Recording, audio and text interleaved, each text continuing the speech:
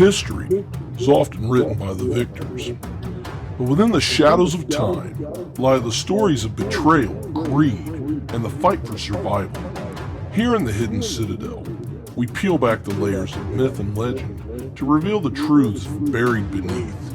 Tonight, we travel back to one of the most infamous days in medieval history, a day that would see the fall of a powerful brotherhood and the rise of the Dark Prophecy. The year was 1307. In the stillness of early dawn on Friday, October the 13th, across the cities of France, the streets were quiet, too quiet. Inside the commanderies of the Knights Templar, the air was heavy with the quiet confidence of men who had fought in distant lands, who believed their duty was to a cause higher than any king. Unbeknownst to them, the very crown they had once served had turned against them. King Philip IV of France, drowning in debt and consumed by envy of the Templars' immense wealth and influence, had orchestrated a plot that would bring them to ruin. Under the dark cover of night, sealed orders had been sent out across the kingdom, commands to arrest every Templar at dawn. And so, as the sun began to rise on that fateful Friday the 13th, the king's men struck. Soldiers poured into the Templar strongholds with brutal efficiency, dragging the unsuspecting knights from their beds, shackling them in iron, accusing them of heinous crimes, heresy, blasphemy, devil worship, all falsehoods designed to destroy them in the eyes of the people. The Knights Templar, once the most feared and respected military order in Christendom, were now prisoners. Their Grand Master, Jacques de Molay, was taken in chains, paraded through the streets like a common criminal. The trials that followed were a mockery of justice.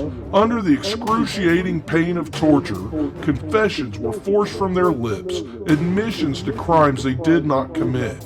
Yet despite this, many held strong, refusing to betray the order they had sworn their lives to protect.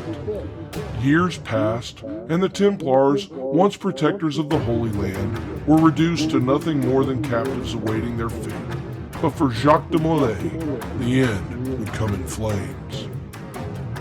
It was March 18th, 1314, on a cold, windswept island in the Seine River. A pyre had been prepared. De Molay, the last Grand Master of the Knights Templar, stood bound to the stake, facing the fire that would consume him. His voice, hoarse from years of imprisonment, rang out clear and defiant. Flames could claim him. He shouted a curse, words that would echo throughout history.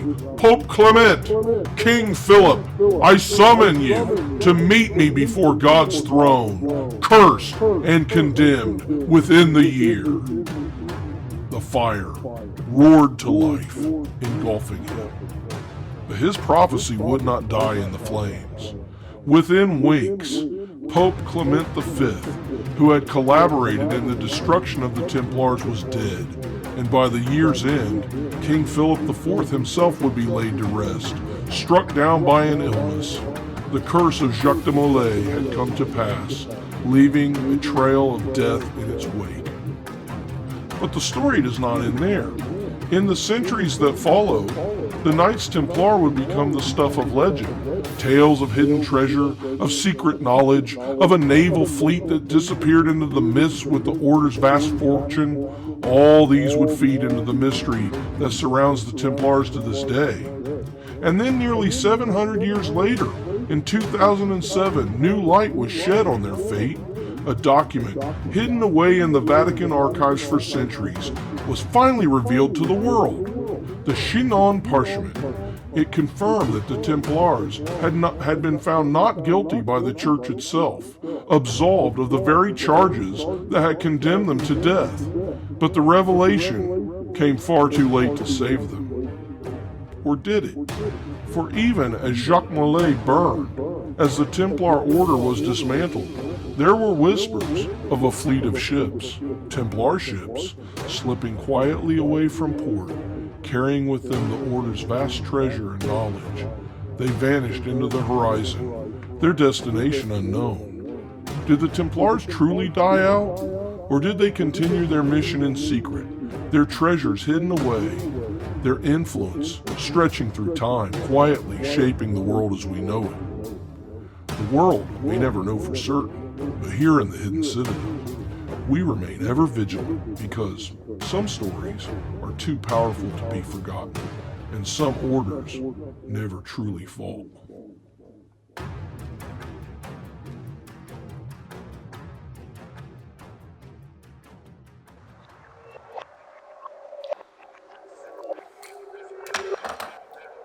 Kingdoms rise and empires crumble, and the knowledge and wisdom from past ages are lost to the foggy ruins of time.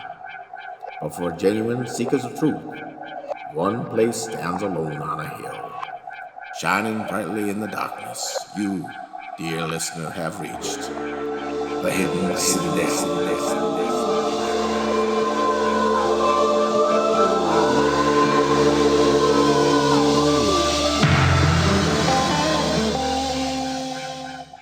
Hey, welcome to the Hidden Citadel. You found it again. Yeah, I'm glad they did. You know, it's one of those things that it's a hidden, so it's hard to find. Yeah. But the people that are listening, they seem to do a pretty good job at finding us. So it's a good thing. It sure is. Yeah, it's funny. I know we've talked about this before, but I saw one. There's a passage in Ecclesiastes that it's not to comes from the not to the swiftest goes the race and all that stuff. But there's a line in there not to those with knowledge. There's something with grace, but in that word grace, it's not the usual word grace in Hebrew. It's actually a 2-letter word, HN, Hakma Nestaro, which means hidden wisdom. Yeah. Oh, that's so cool. Isn't that cool? You know, I just uploaded an article. Of course, it'll have been months by the time this comes out. On the downfall, the rise and fall of Solomon. Yeah. And it kind of gets into some of it's biblical and some of it's kind of the esoteric legendary stuff about how Solomon, got diverted into basically witchcraft and sorcery. Yeah. And so that might be a pretty good read if somebody's interested in learning more about that. I think there's a parallel. But here. Today, yeah, it's a parallel though. Oh yeah, in a lot of ways, I feel like when someone has kind of starting off with a good intention, and really getting diverted into the complexity of a bad path, that results in kind of a twisted outcome in a way. And I almost feel like the Knights Templar have that parallel. I think that's true too. In fact, let me get my notes up so I can look at it. However, this is something I learned this week that I didn't know before. Apparently, in 2007, if I can find the note I saw made that on it. They released the actual findings from the Catholic Church's archives on the trial. Yeah. And they were actually found innocent of all the charges that were brought against them of sorcery and witchcraft and necromancy and all the things that they were blamed of. Yeah. So this is something I've been thinking. If that's the case, then it stands to reason that somebody, after the Knights were disbanded, a lot of them were killed. And if you don't know the story, it's because King, I don't remember what the name of the king was. Do you? No. It was a French king. Philip? I think it was one of the Philips. Philip, yeah. He basically was borrowing money from the Templars to fund his war campaigns. Yeah. And he owed them so much money that they basically said, look, you're a losing bet. You're going to have to start paying us back before we're willing to loan you any money. Yeah. And he got mad about that, and so he goes to his cousin, and his cousin just happens to be the Pope. Yep. And he says, if you don't reel these guys in, they have enough power they could get rid of you if they wanted to. And that Pope was as corrupt as you could get. Right. And so he basically led the Inquisition against them. but the Inquisition still found them not guilty. But then he turned around and said, I don't care, we're arresting and killing them all anyway. Yeah. I mean, it makes a lot of sense. I mean, where you were going with that, with what happened in 2007, it does make a lot of sense. You know, I mean, it's one of the engines to our disorder right now in our own country and in the world, and that is when there's a threat to somebody else's, not power but reputation, their even just kind of their psyche. The thing is to attack and try to not only attack, disable. I mean, the word that we're using right now is cancel, but like it essentially, whatever the Knights Templar were, the attack, if you start, you know, the main way at that time to create, like, you know, a smirch that would cause an uprising against them was to go the path of witchcraft and that sort of thing, because it's almost unforgivable. Yeah, right. And well, the other thing too is you bring up the canceling. I think cancel culture is such a demonic thing as it is, because it's one of those things that it is in our nature when we're upset. Like we were talking before the show about how I'm kind of upset with some of the people that I know. It is not right for me to just write them off and be like, I'm done with them. Like today, one of the people that bothered me, I reached out to them and was like, I'm praying for you because they've got an illness. And I've been praying about this, and I've been praying that by his stripes we are healed for you. You know, and it's like, all I can do is be like, I don't know why or what is in their mind. Maybe they're not even feeling the way that it seems to me. Maybe it's just because they're sick that they're just acting distant, you know? So it's like, I can't know. So my thing is, it's not right to cancel somebody. And the thing is, if somebody says something, like, I'll give you another example. My neighbor has a dog that I hate. I mean, this dog, every time I walk by, he barks at me. 3 different times he's attacked me. One time, I had to front snap kick him right in the face, and he backed off, and I had to pick my dog up, Monkey, because you people know about Monkey. But anyway, I picked Monkey up, I pulled back, and then the guy ran out and got his dog. Well, this week, sadly, his wife died. And it was so sad, you know. So I went up to the guy today, and his dog was barking his head off, and he was on a leash, but he came running out, you know, like he was trying to get me. And he put the dog away, and then I said, Mister, you know, and the guy came over, and in my heart of hearts, I've been like, I hate that dog, you know. Why can't that guy keep his dog on a leash? Yeah. But I told him, I said, man, my other neighbor told me about your wife, and I'm just really sorry to hear that she passed away. And he's not a super old guy, you know. He's like maybe in his late 50s or something. And so we stood there and talked for a long time, and then he let me pray with him. Oh, awesome. You know? And I said, look, I sometimes feel like I don't have a lot to give in life, but I said I used to be a pastor, and if I have a prayer, I can offer a prayer at least. And he was like, man, that's better than money anyway. And he said, I'd really appreciate that.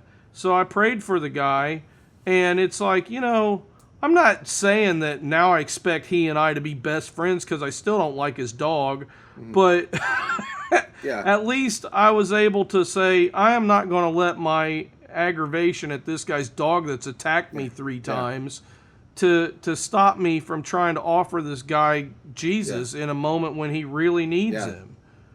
You know? Well, it's so interesting because look what just happened there.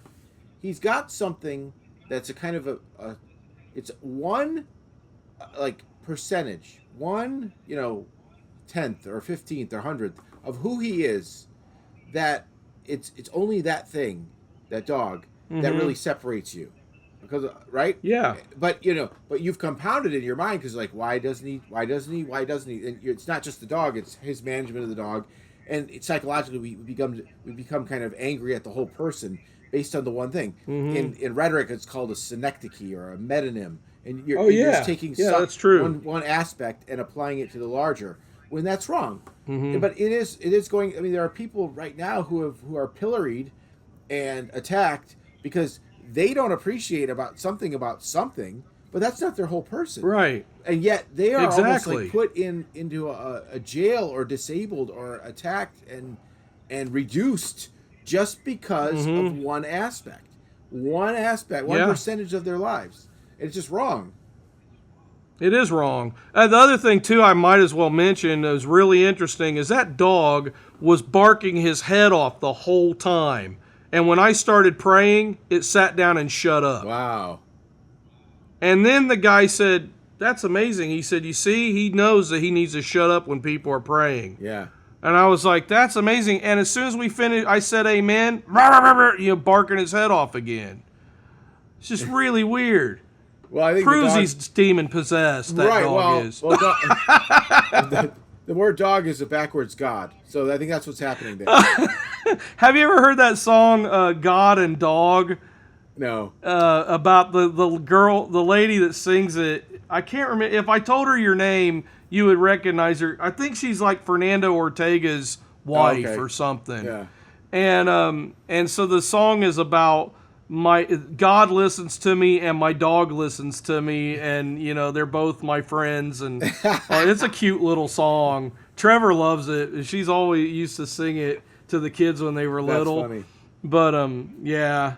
But anyway, that's why the whole cancel thing is just one of those things that you can't cancel somebody because you don't know their value. You don't really know why they're doing what they're doing. If you cancel somebody for their political beliefs, you don't know what led them to those political beliefs. I mean, as much as it, right before we started recording, the Kamala Harris people came to my door, and I mean, I wasn't interested because, number one, I'm getting ready to record the show. Number two, I have no desire to talk to them.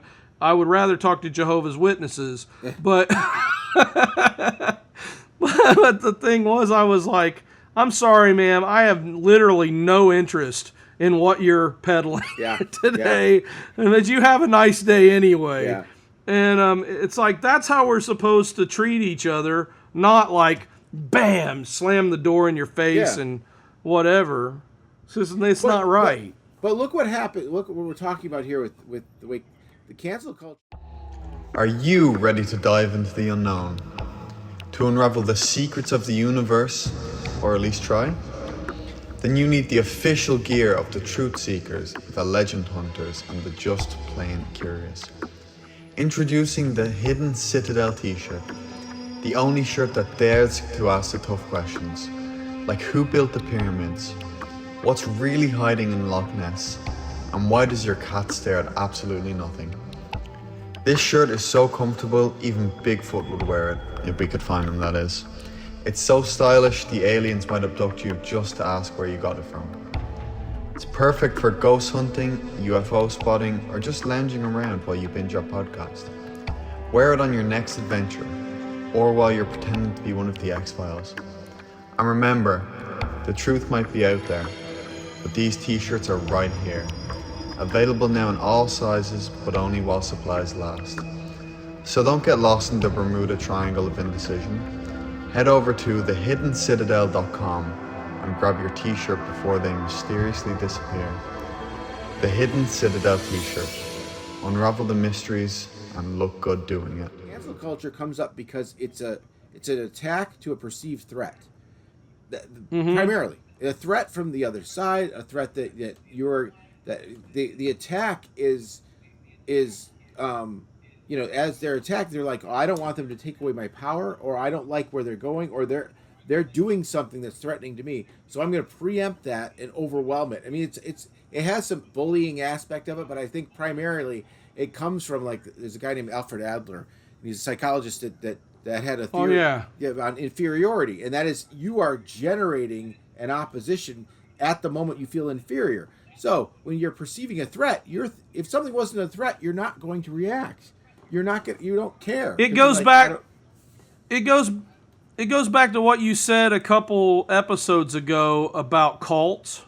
and you were talking about how a cult has to have an external threat to the group in order for them to function. And I think that's what we're seeing is a lot of people that get involved in the cancel culture are people indoctrinated into this idea that anybody that disagrees with you is evil and they're part of the enemy. You know, because what it is there are groups out there that want to take over our country. They're evil, and they are indoctrinating as many people as they can without letting them know what they're indoctrinating them into. And that's why we have young people that they go off, and I have students and they're like, I'm getting ready to go to college. I'm like, please don't come back a communist. It's like, what are you talking about? And I'm like, just trust me.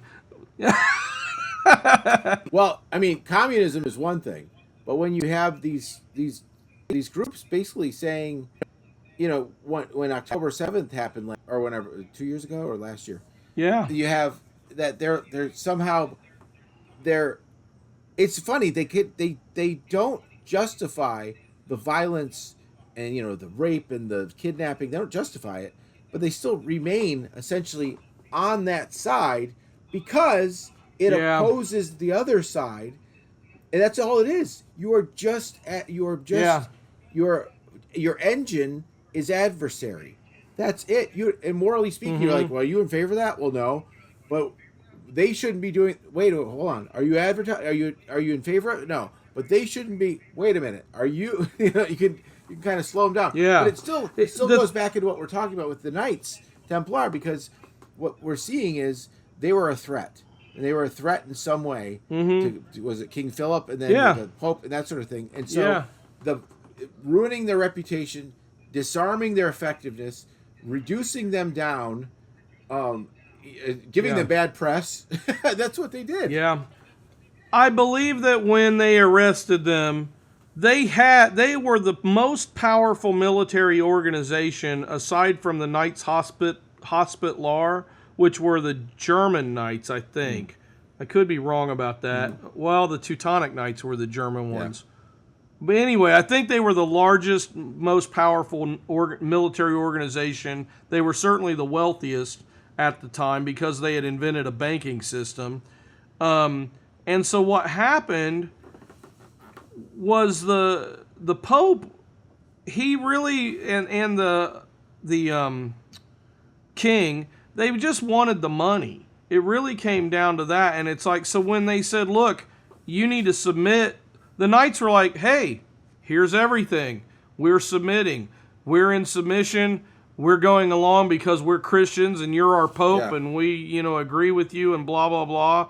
And it's like, that right there to me shows, well, they probably weren't guilty of half the crazy things that people say that they were. Because if you were guilty, you'd be like, no, we're arming up. Just go ahead and send your guards, you know. But there was no civil war throughout Europe because of that. And Jacques de Molay, he went right to the you know, they torched him.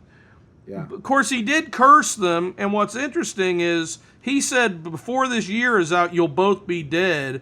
And they did. Both of them died that year when he cursed them. Well, can you give a history, a brief history of the Knights? Like where they formed? Yes. They started, they were called the, let me see if I can find the beginning. The year that they were, 1119 was when they were organized. And the basic idea was pilgrims were going to Jerusalem on pilgrimage. This was after, I believe, the First Crusade. I think this is in between the Crusades. I could be wrong about that. Somebody in the comments can probably correct me. But anyway, what was happening was pilgrims were trying to get to Jerusalem. This may have been what sparked the First Crusade. I don't remember. But they get down there and they get robbed. And by the time they get to Jerusalem, anything that they had brought to give as an offering had been taken from them. And so they had nothing left. And so what was happening is you had all these people that were hurt because they had been wounded by the robbers. They're broke. Yeah. They got nothing, and they're stumbling into Jerusalem, and it's like almost like a homelessness crisis. And they're like, what are we going to do about all these people? And so the Templars said, look, if we go down there and we, protect people, we can keep them safe. Mm-hmm. That was their initial goal. Mm-hmm. And so that's what they did. Well, then after a while, they said, well, look, the reason they're getting attacked is because all these bad guys know that when you go on pilgrimage, you're bringing money to the Holy Land so that you can lay it at the tomb of the sepulchre or, some of these other places.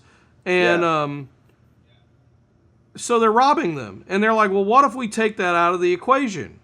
What if they give us the money in England or France or Germany or wherever they're coming from, and we write them a script, and the script says, you gave me 100 pieces of gold, you are entitled to 100 pieces of gold out of the treasury.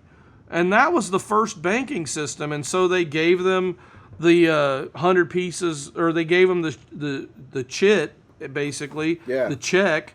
They go down there to Jerusalem. All of a sudden, all of the thieves and cutthroats throughout Europe are like, well, there's no point in attacking a pilgrim anymore because they don't have anything of value.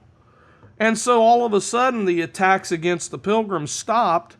And then the first banking system started because the knights were like, well, if we're going to do this for you, you need to give us a percentage of what you got. And the people are like, well, why not? You're protecting me. Yes. And then on top of that, they also would escort the people to the Holy Land. Mm-hmm. So they were bringing them back and forth, making sure they stayed safe, traveling with their caravans.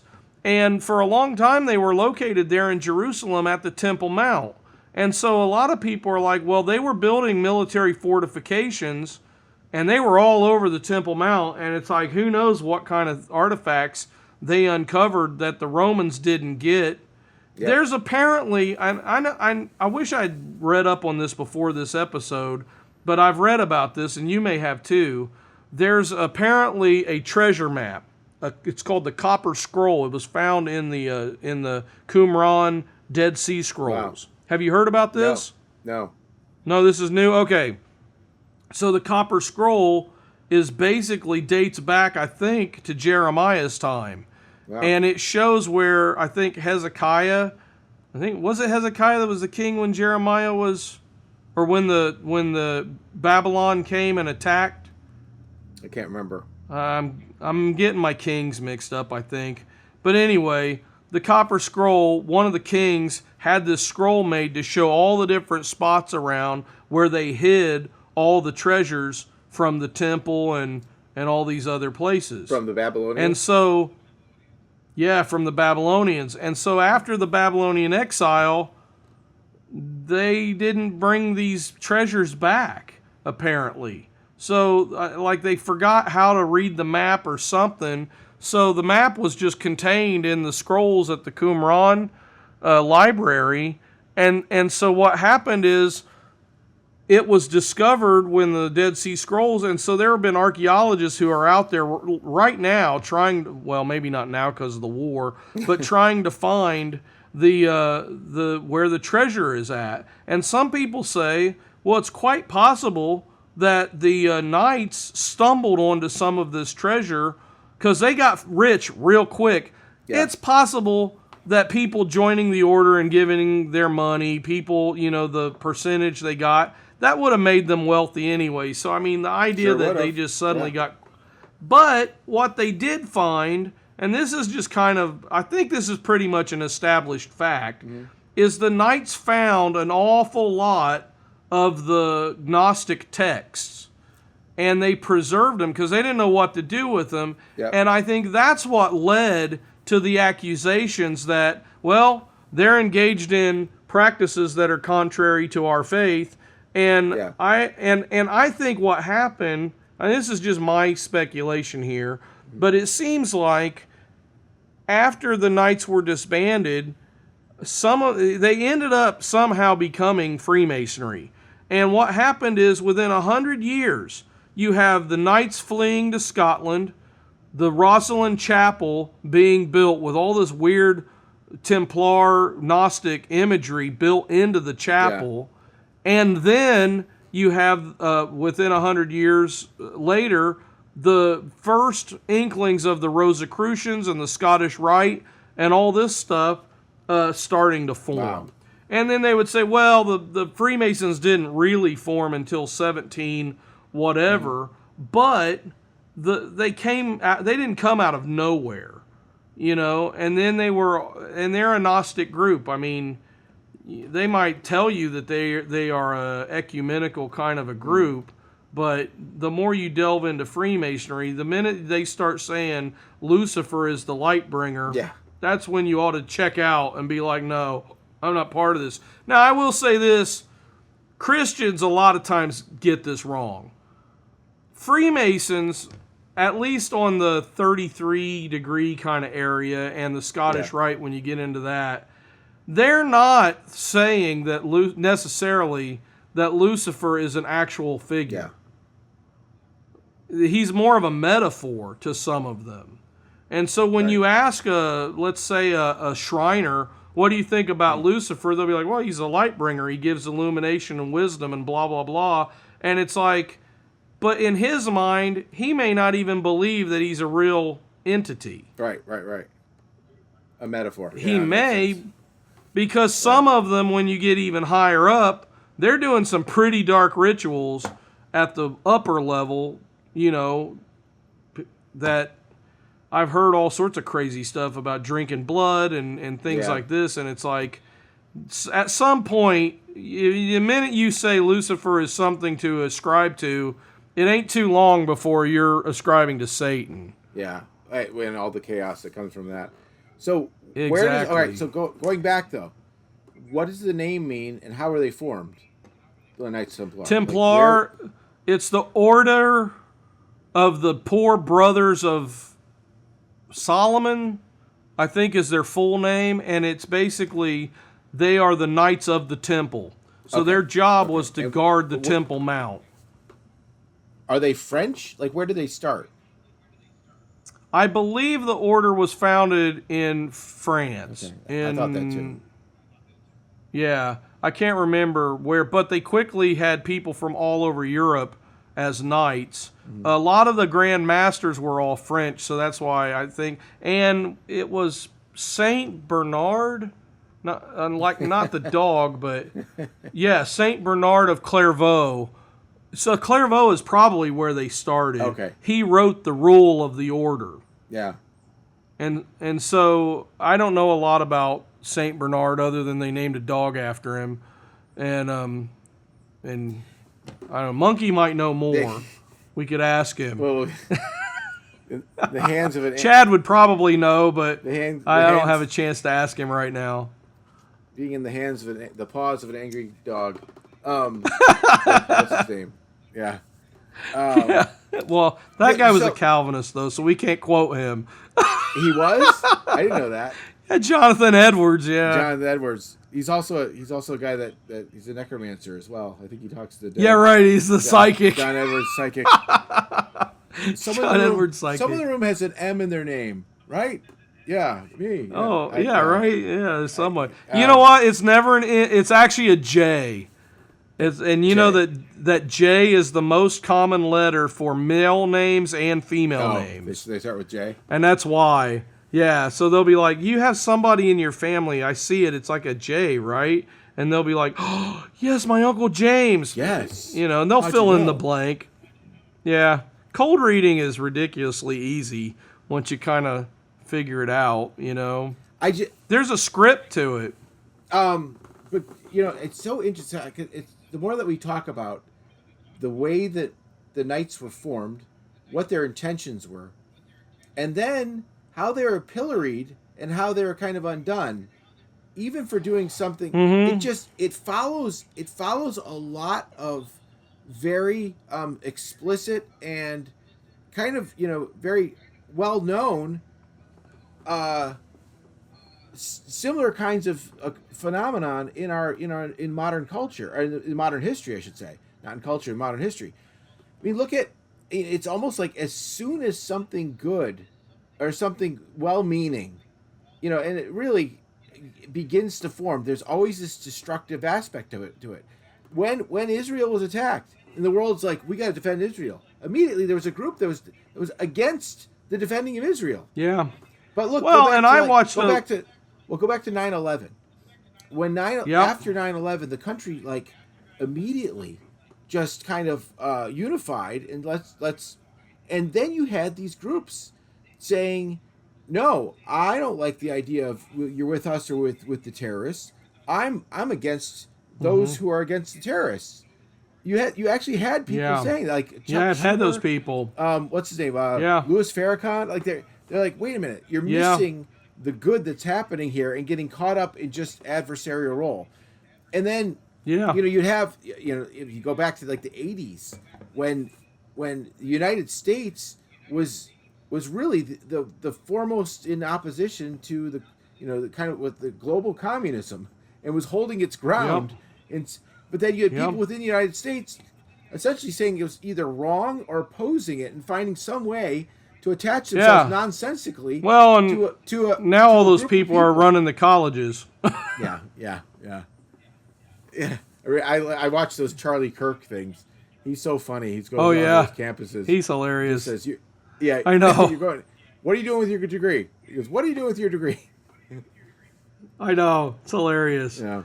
I feel like when I was watching a thing the other day where they were interviewing an Israeli lady, and she said, people don't understand. She was like, it's not like it's Israel versus the poor innocent people of the Gaza Strip. Right. She was like, it's as if the gang decided to move into the neighborhood and take the neighborhood over. And when the gang kicks everybody out of the neighborhood and there's only gang members living in the neighborhood, then you can't say, well, that neighborhood is just those poor innocent people. Yeah. And she said, because most of the people down there are Hamas people. Yeah. And she was like, so when you're attacking, it's Hamas or their families, and it's like, but their families are all part and parcel of the whole fight too. Yeah. They use their own kids. That's the thing that's sickening, It's like nobody is safe when you're dealing with terrorists, and they don't care about their own families. That's the thing that's really, really sad, and people don't seem to understand that. I've got people in the neighborhood that have their stupid pro-Palestinian signs up, and I'm like, You have no idea what's even going on over there. You just latched on because somebody's paid an awful lot of money to deliver proper propaganda to you. Right. They're not. I don't even think they're for the Palestinians as much as they are against the people who are backing Israel. Just saying, hey, we want to defend. It turns into basically a very political. Which is really funny too, because you're watching that. I mean, I feel like it's funny because whatever we're talking about here in a tangent is still very much related to what happens with the Knights Templar. But anyway, you watch the way the comedians right now are leading the charge and saying, we look at the way the world works, and this is so this is so ripe with different kinds of levels of irony and humor, but then you're saying we can't say anything about it. Well, we're not doing that. We're going to say something about it. So they're just ripping it. But then you have some of the comedians who have really stopped being funny, like Bill Maher, and he's just like, I know. Because at one point he goes, I remember when it was the conservatives who were always considered to be anti-Israel. He goes, and right now it's not. It's the Democrats. No. The Democrats are anti-Israel. I really don't understand what happened to Bill Maher. It's like that guy. Every time I heard his voice, he would set my teeth on edge because I knew that something stupid was getting ready to come out of his mouth. Well, he's kind of a mercenary, and it's like, I mean, he knew what I think so. Because in the early 90s, he had what was it, politically incorrect, and that statement, by the way, was not a liberal statement. being politically correct meant at that time that you had to state things exactly the way the liberal how agenda the establishment was. wanted it. And he said, I don't want to do that. I want to do it however I want to do.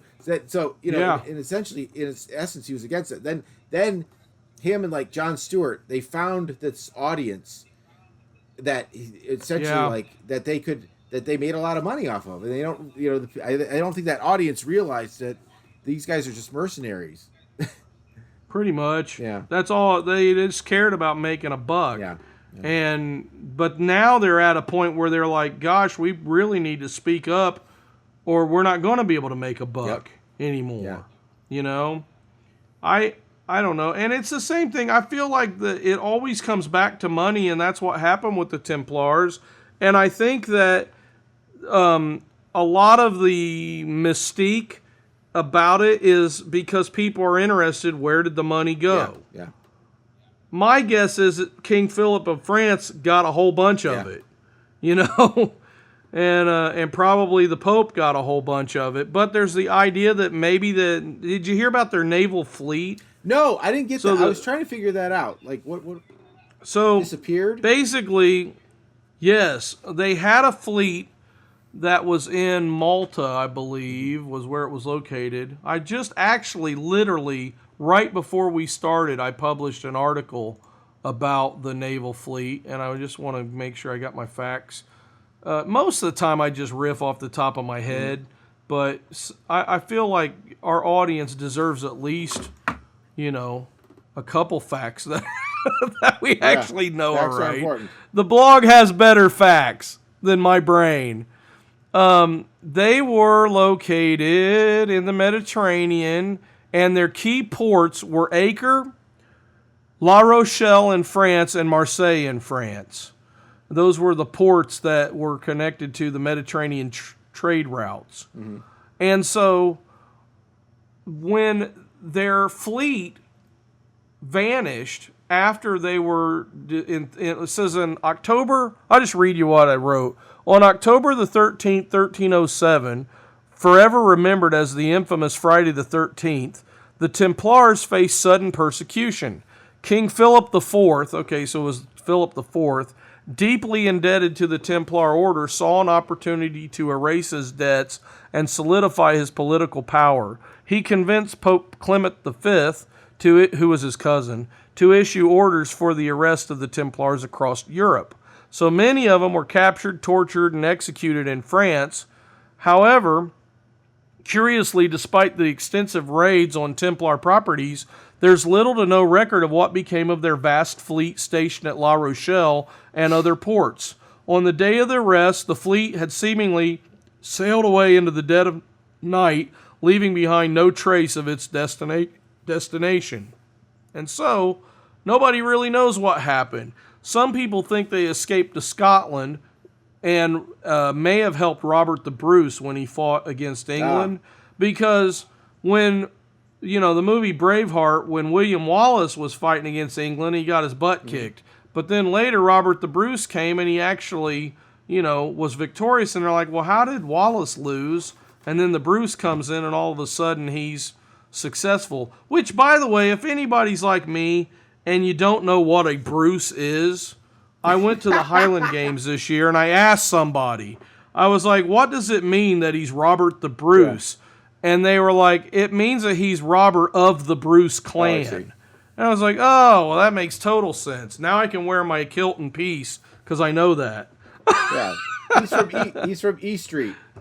He grew up in E Street. Right. Near with the band.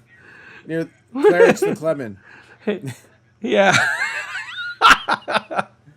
So other people think that they went to Portugal, and they think that Columbus's ships may have been part of the Templars' fleet because of the cross, because of the crosses on the sails. Yeah, and some of them think that they came to Oak Island, and something to do with Francis Bacon. Have you ever seen the Oak Island mystery TV show? Like, I think it's on the History Channel. Yeah. And they're trying to dig up the treasure of Oak Island. Yeah. Well, there was an episode or two, I thought it was a documentary that I saw on YouTube, but it turned out I think it was an actual couple episodes from the show where this Swedish guy, or he's Scandinavian somehow, and he was a Freemason, and he started studying the works of, I almost said Kevin Bacon, the works of Francis Bacon, different Bacon. And he said that, yeah, and then he started looking at Shakespeare's works, and he was saying, number one, he thinks that Francis Bacon wrote all of Shakespeare's stuff. I remember that theory. And then he went through the Shakespeare stuff, different passages and things like that, and he went through a lot of the places where Bacon was buried and places where he lived, and there were things inscribed in stone in different spots. And he ended up coming up with a map. And then he took the Oak Island stuff, he overlaid the map, and when they started going to the spots, they started finding stuff. Not necessarily treasure, but they would find like these blocked in vaults. Wow. And they're like, there's something in there. Well, I mean, I don't know what they're finding there or anything, but I thought it was really strange that this guy was able to take the works of Bacon, Shakespeare, and he comes up with this map somehow, and then all of a sudden, so I mean, it's possible that maybe the Templars took a lot of their treasure over to Oak Island, and they just ended up staying there, maybe, until Columbus came to New York. And perhaps, maybe the reason they gave Columbus the okay is because he might have said, look, I know, I've been down to Portugal, and I think I know where the Spanish, or where the Knights' treasure is at. And that may have been why he came in the first place. It's all speculation, of course, but it's very interesting. I just think the fact that guy was able to figure out that somehow Shakespeare, and it only works with the original manuscript of Shakespeare that was edited by Francis Bacon. It only worked like the. Yeah, you can't just go get the works of Shakespeare off your shelf and go through it and come up with this map. Like, you actually have to have the original documents and or copies of it to make this map apparently work. I'll try to find that documentary, and I'll try to link it into this article about the naval fleet, because maybe people might want to watch it, because it is pretty interesting. But you paused for a second. So that's. I got you. Okay. Oh, I said I'll try to put it in the document. Well, it's into this article. We're talking earlier about it's funny that the Francis Bacon with the Shakespeare. The one thing that's strange about Shakespeare, and it's one of those things that early on, when Shakespeare, that Will Shakespeare or whoever it was, it doesn't seem to fit the education level and the output capacity that the writer Shakespeare had. So they're like, there was it was always kind of a mystery as to who Shakespeare was. They thought it was the Earl of Stratford or something like that, and then there's Francis Bacon. It's all these kinds of things. Marlowe, Christopher Marlowe, which is really interesting because Christopher Marlowe, The Deal with the Devil, and that's where I'm going with this. Is I remember early on thinking, you would make a lot of sense to have either direct influence or actually the writings, the output, that it would be Lucifer, and here's why. Yeah, because Shakespeare's works it's what I think. There's a word chiasmus, and it means to mark crosswise. If you're marking something crosswise, you're not going forward, you're going side, you're making progress laterally. So you're never ascending or marking yourself advancing to where you're supposed to be going. But the appearance, it means combining the two words of the appearance of cosmos within chaos. So if you have the appearance of cosmos within chaos, it's like, okay, you're marking something crosswise. There's order, but it's leading to nowhere. Shakespeare's works are beautiful. Shakespeare's works are incredibly influential. Morally, they go nowhere. they don't lead you to God. They don't lead you to heaven. There is nothing in them. But you can become enveloped, enraptured in these beautiful words, Lightbringer. Beautiful words, worship. Beautiful words, right? And it's what and so at the end of it, you are the more Shakespeare you get, the more you realize the intricacies of the human experience, but not leading to God. They're leading in a lot of ways just to further and further complication of within chaos. And that's what Lucifer was creating. He was not toward God. He was increasing, using essentially light and worship for his own purposes, which is the light and worship and that sort of thing is cosmos. That's what he wanted to do in the first place. Within chaos. Yep. You're leading toward chaos. Yeah. And so you look at, all right, we have the Psalms. Shakespeare has the what? He's got his sonnets. The sonnets. And the Psalms point to God. The sonnets point to man. And sometimes literally to man. Sometimes it's like so you kind of can go through and go, and then you look at Hamlet. You're kind of like, it looks like Hamlet is even Shakespeare's own story. Like, I was betrayed by something that was a family member, and this is my, and then when you get into you go into Psalm 8, and you match that up with when Shakespeare, what piece of work is a man, and you line that up. You line that up with Psalm 8. You're like, wait a minute, these are parallel. Yeah. I think there's a lot to do with him copying, what was in the Bible. But the thing is, I've even heard the theory that Christopher Marlowe was Francis Bacon. Yeah. So it's I know, and it's like people are like, no, Francis Bacon was, number one, Bacon was the primary editor of the King James Bible. Wow. He was the primary editor of Shakespeare's works, and he was the primary editor of Marlowe's works. Wow. So, you couldn't get your stuff published in England unless you went through Bacon at that time. And so it's not that, I mean, it could be that Francis Bacon was Shakespeare and he was Marlowe, or it could be that they submitted his stuff or their stuff to Bacon and he completely changed it before it got released. Yeah. And I don't know enough about Francis Bacon yet to really know what his deal was, but I think, if I remember right, that he was somehow connected to the Rosicrucians. Yes. And I think he was somehow connected to the early, what became the Masons at some point. And I think he was also into alchemy and some things like that. And really, I prefer Canada's Bacon to Francis Bacon. Yeah, Francis Bacon is a little less crispy, a little thinner. That's right. This isn't the same. It's not. Same. No, but it's just so interesting, and leading when you say when you're overlapping the Venn diagram of the Freemasons and Lucifer, and you kind of see Masonry in general is supposed to have the most long-lasting effect of an earthly thing. When you make something in stone, people will say it's not written in stone. To say it's not going to last forever, it's not perfect, or it's not. That's what that means. The Masons were developing things that were supposed to be impervious, but also eternal. And in doing so, you're kind of humanistic then.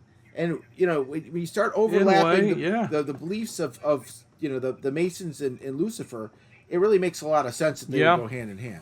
Well, and you go back to whoever it was before the flood that built all of these monuments. Yep. I've been doing a lot of thinking about this, and I think about, in my mind growing up, it was the flood came, it destroyed everything, nothing could have survived the flood. But then why do we have things like in Genesis where it talks about the Euphrates, then the flood happens, and then the Euphrates comes back? And I'm like, Yeah.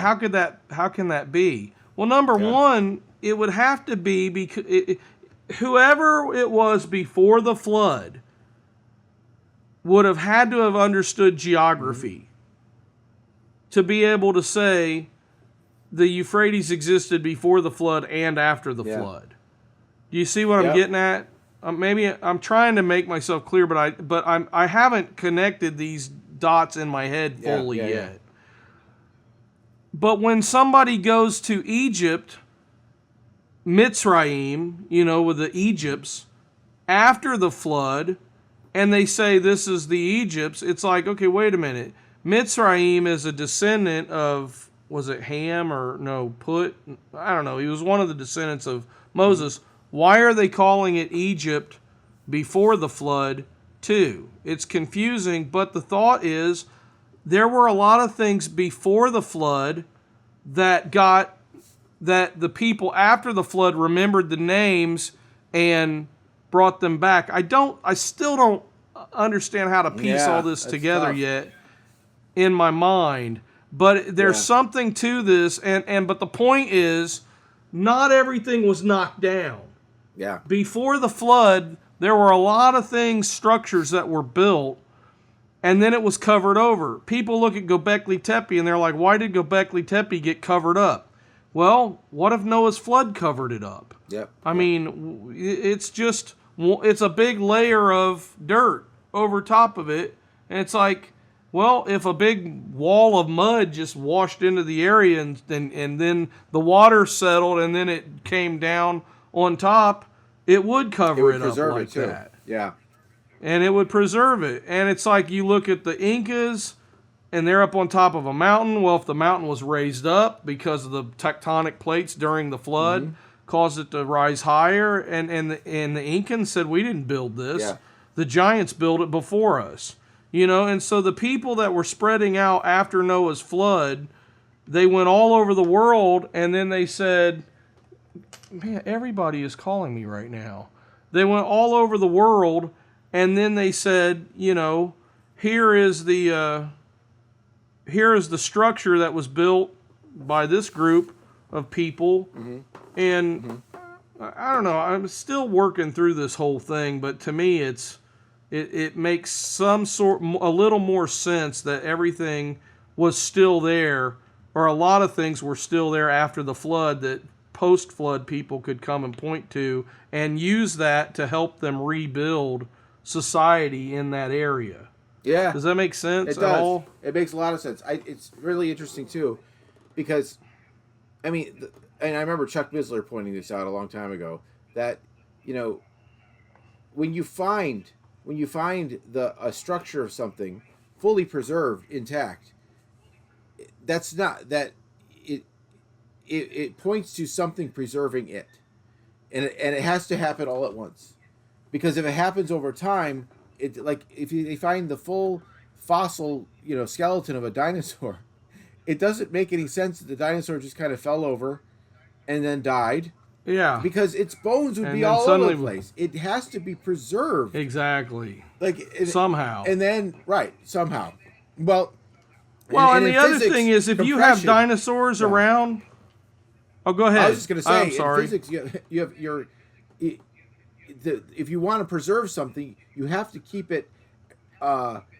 you have to keep the compressed and generally allowing the structure to stay together. Well, how do you do that? Well, there has to be a greater force above it, and there has to be whatever the force, the preserving force surrounding it. Both those things would make a lot of sense with the Noahic. Yeah, well, and the other thing too is when you have dinosaurs before the flood, and I think that there's a lot of evidence that the dinosaurs are not as old as what people want to say.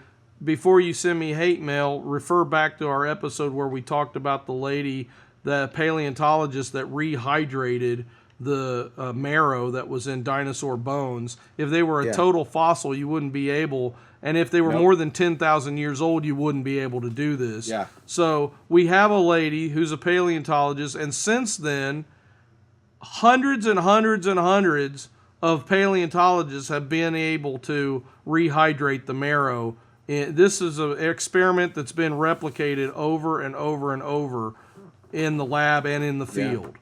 So we know that there were dinosaurs that were not millions and millions of years old, that they were 10,000 years or less. Yeah. And if you have dinosaurs like that, also we have carvings of dinosaurs in temples and on buildings and in people's pottery and stuff that we found. Yeah. And you wouldn't have a depiction of a dinosaur if all the ancients had to go by were bones. Yeah. So if dinosaurs were available, that would explain how some of these rocks that are huge could be moved. Yeah.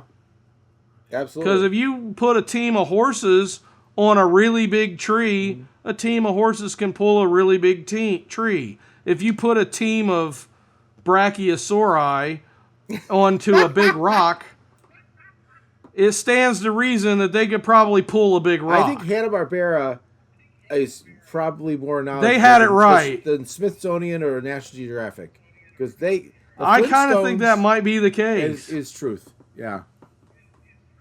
I think it might be, and I think that there are organizations that, and I hate to say this because people don't want to believe it, but there are organizations that are paid to lie to us. Yeah. Yeah. You know, it's like, and the thing that people don't understand is they think, well, if it's on TV, if I learned it in school, it can't be a lie. Mm-hmm. Well, I'm old enough to remember having an honest geology teacher that said global warming and climate change is a myth. And he explained why it was. Yeah. Yeah. And then he was ostracized because he was telling the truth. Yeah. You know, and it's like, but now if you say something like that, well, they're just going to, you know, censor you. Yeah, yeah. I mean, we'll probably get censored. I don't care. I'm telling the truth anyway. If they censor us on YouTube, just go over to Rumble and watch it. You know, it's like, that's right. Doesn't matter. The truth is the truth. The truth is the truth. I don't know. Absolutely. Yeah, it's so fun. That's probably how the Knights Templar felt. Exactly. I keep thinking of, it's so funny though. You started talking about, you know, moving these stones and stuff, and all I could think of is that Fred Flintstone worked in a quarry, and that was his whole thing, was moving stones with the dinosaurs. It was like the big brontosaurus. You know, wow. You know, then I got to think, wow. You know, who wrote that show? We're going to find out it was Francis Bacon. Yeah. They dug it up out of the archives. They said, wait a minute. This could be a good comic book. Shakespeare, King James Bible. And the Flintstones. I mean, those. Yeah, and that's really, it. And what does that all bring together? Bedrock. That's right, bedrock. You know what would be funny is if it turned out that, like, Kevin Bacon's dad was one of the people in the Flintstones, and then we find out that they're related to Francis Bacon. That would be an interesting connection. 6 degrees of Kevin Bacon. Yeah. Yeah. I met Kevin Bacon, so it's only one degree. Wow. You know? You have met a lot of people. I met his brother, too. I met a lot of people. Well, it's working at Terrytown. Everybody comes to the Terrytown Music Hall. Hey, I was going to ask. Yeah, him and his brother, they were playing. It was the Bacon brothers, and they had Kira Sedgwick was playing the mandolin with them, and they're nice people, you know. Yeah. They have a farm. I don't like. Yeah, they're really into country music, and I'm not very much into country music, so it was like, it really wasn't my cup of tea, but, you know, other people seem to really enjoy it, so that's all right. Likes bacon. But unless you're 5%. Everybody likes some bacon, that's for sure. Unless it's Francis Bacon. Yeah. All right, folks. That was a meandering history lesson about the Knights Templar. We might need to revisit this at some point because there's a lot to talk about with the Knights. I think we should. I think, you know, we're truly regressive today, so you could call us Neanderthals. We meandered and we were regressive. We meandered. We're still evolving. We're Neanderthals.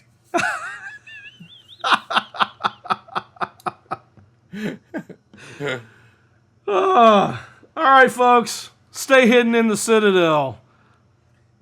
Keep your eyes open. Day is coming.